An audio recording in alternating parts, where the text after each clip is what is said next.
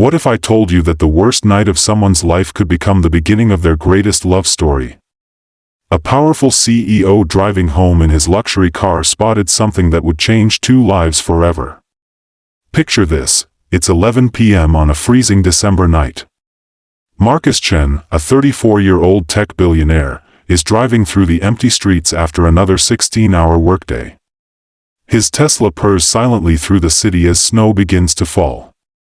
He's thinking about tomorrow's board meeting when something catches his eye at the old bus stop on Maple Street. There, huddled against the wind, sits a young woman holding a tiny bundle. She's wearing scrubs under a thin jacket, shivering uncontrollably. The baby in her arms is crying, and she's trying to shield the child from the bitter cold with her own body. The last bus left an hour ago, and her phone died 3 hours earlier.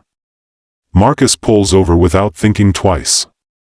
Now, you might wonder why a CEO worth $500 million would stop for a stranger. But here's what most people don't understand about truly successful people: they didn't get where they are by ignoring others in need.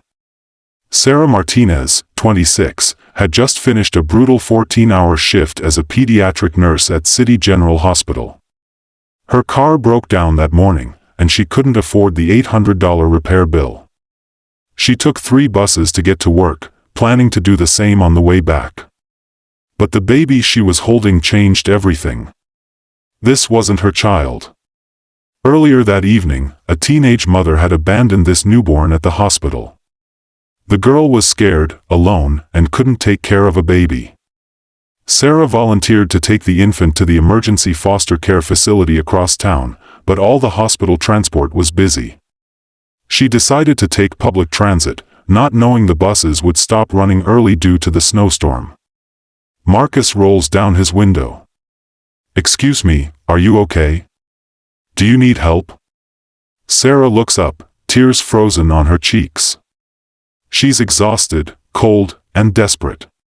But she's also been taught never to trust strangers, especially wealthy-looking men in expensive cars. "I'm fine," she lies, her voice shaking from the cold. But Marcus can see she's anything but fine. The baby's cries are getting weaker, which he knows isn't a good sign. He parks the car and gets out. "Look, I know you don't know me, but it's below freezing out here. That baby needs warmth, and so do you. Please, let me help you get where you need to go." Sarah hesitates for a moment, then looks at the baby. The infant's lips are starting to turn blue. Her maternal instincts kick in, overriding her caution. "The foster care center on Oak Street," she says quietly. "If you could just drop us off there." Marcus opens the passenger door. "Of course. Let's get you both warmed up first." As they drive, Sarah explains the situation.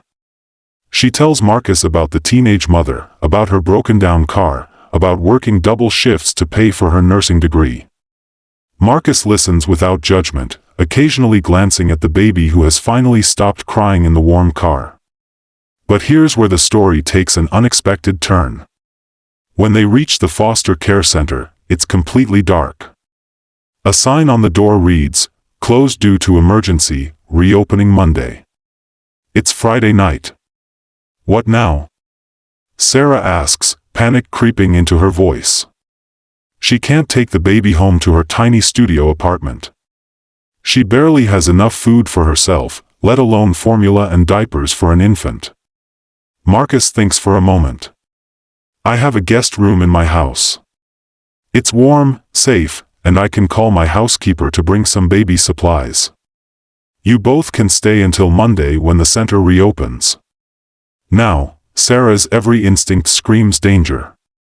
Going to a stranger's house, especially a wealthy man's house, feels like the beginning of every cautionary tale her mother ever told her.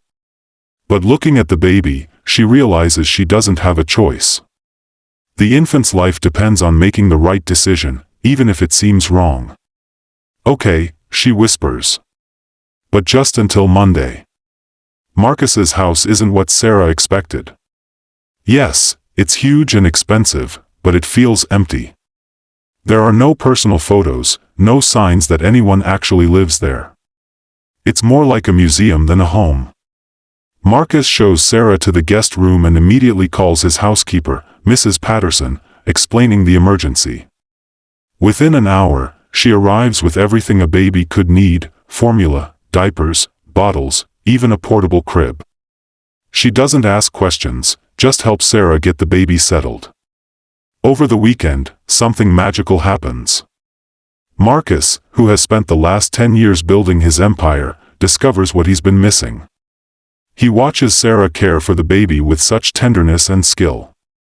She sings lullabies in Spanish, makes funny faces to get the infant to smile, and somehow manages to calm every crying fit. Sarah sees a different side of Marcus too. He orders groceries, not just expensive organic stuff, but practical things like baby food and formula. He researches pediatric care on his laptop, printing out feeding schedules and sleep tips. When Sarah looks exhausted after a sleepless night with the baby, Marcus insists she rest while he watches the infant. Here's what's fascinating about human connection: sometimes it takes a crisis to reveal who people really are. Marcus realizes he's been living in a beautiful prison of his own making. His success came at the cost of every meaningful relationship in his life. Sarah sees that wealth doesn't equal happiness, and that sometimes the loneliest people are those who seem to have everything.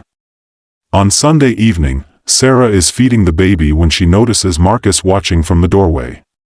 "You're going to make a great father someday," she says softly. Marcus sits down beside her.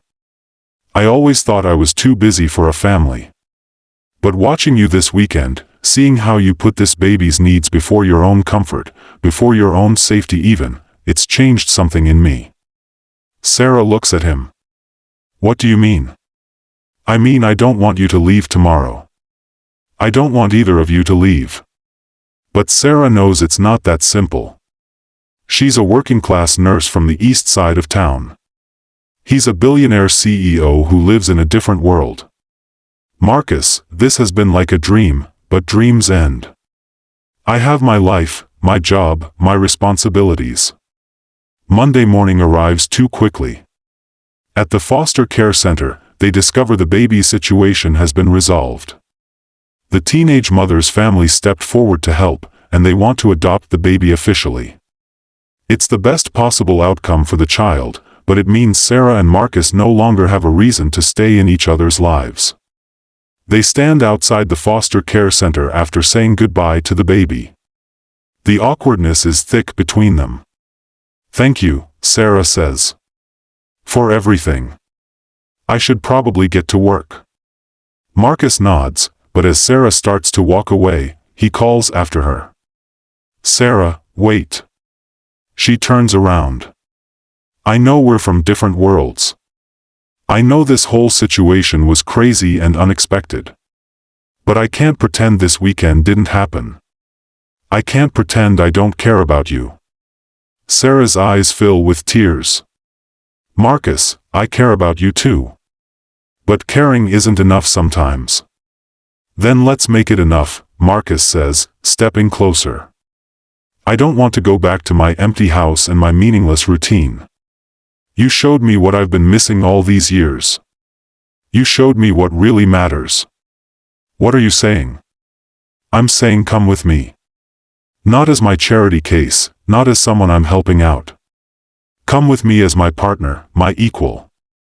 Help me figure out what to do with all this money and success. Help me build something that actually matters." Sarah is quiet for a long moment. Then she smiles. "You know, I've been trying to pay for nursing school for 3 years. Maybe it's time I accepted some help." Is that a yes? That's a yes to getting to know each other better. That's a yes to seeing where this goes. "But Marcus, I'm not giving up who I am for you. I wouldn't want you to." That's exactly who I fell in love with. 6 months later, Marcus and Sarah are engaged. But their story doesn't end with a fairy tale wedding. Instead, they start a foundation together, focusing on supporting single mothers and improving pediatric care in low-income communities. Sarah finishes nursing school, funded by Marcus but earned through her own hard work. They eventually adopt 2 children, both from situations similar to that December night when they first met. Their house, once empty and cold, is now filled with laughter, baby toys, and the kind of chaos that comes with a real family. Marcus often tells people that the night he stopped at that bus stop was the night his real life began. Sarah says she learned that sometimes taking a risk with a stranger can lead to finding your home. The baby they helped that weekend, now a healthy toddler, visits them regularly. His adoptive family has become close friends with Marcus and Sarah, creating an extended family born from one night of compassion. Here's what their story teaches us: success without purpose is just expensive loneliness. Real wealth isn't measured in bank accounts but in the lives you touch and the love you share. Sometimes the best things in life come from the moments when you choose to help someone else, even when it's inconvenient. Marcus and Sarah's love story started with "Come with me," spoken to a stranger on a cold night. But it continues every day with the same invitation: come with me on this journey of building something meaningful together. Their foundation has now helped over 10,000 single mothers get back on their feet. They've funded 3 new pediatric wings at hospitals serving low-income communities. Most importantly, they've proven that when successful people choose compassion over convenience, they don't just change other lives, they transform their own. The next time you see someone who needs help, remember Marcus and Sarah's story. You never know if that moment of kindness might change everything. Click the video popping up on your screen right now to see another incredible story of unexpected love.